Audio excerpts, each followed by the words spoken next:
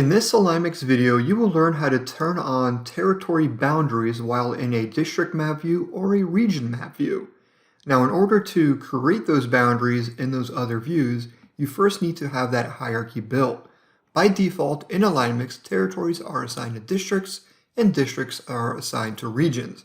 And you can change that terminology in the application options. In this file that you see right now on your screen, I've already imported a full hierarchy. So we already have territories assigned to districts and districts assigned to regions. So now let's go ahead and open up a district map by clicking this plus button here and select districts.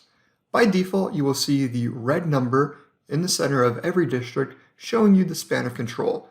That means the total number of territories assigned to each district. So now if I wanted to see the territory boundaries while in this view, you simply click here on Configure Layers, and then we select Territories here in the bottom left, and we click here on the second tab for Territory Boundaries. We click this checkbox here, and now we can customize how that boundary will appear in this district map.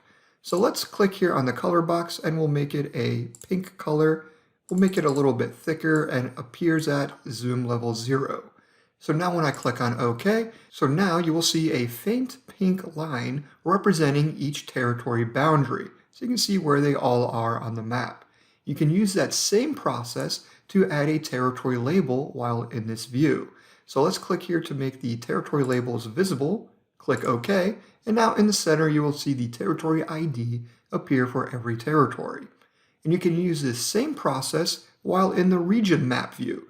So let's open up a region map by clicking on the plus button here, click on regions, and now you'll see all of our regions appear. And now let's follow the same process as we did in the district map view. Click on Configure Layers, and then here in the bottom left we have territories selected already. Click on the second tab to make those territory boundaries visible.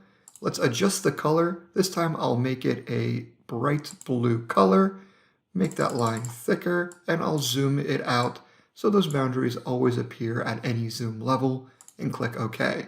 And just like that, all of the territory boundaries have now appeared in your region map view. You can also use the same process to show your district boundaries while in a region map view, and you would do that again in Configure Layers, and then select Districts from the bottom left, and make those district boundaries visible, and we'll have them appear as dark blue, and click on OK. And now you can see the outlines of all your district boundaries and territory boundaries while in region map view. And there you go. You've just learned how to turn on territory boundaries while looking at district maps and region maps.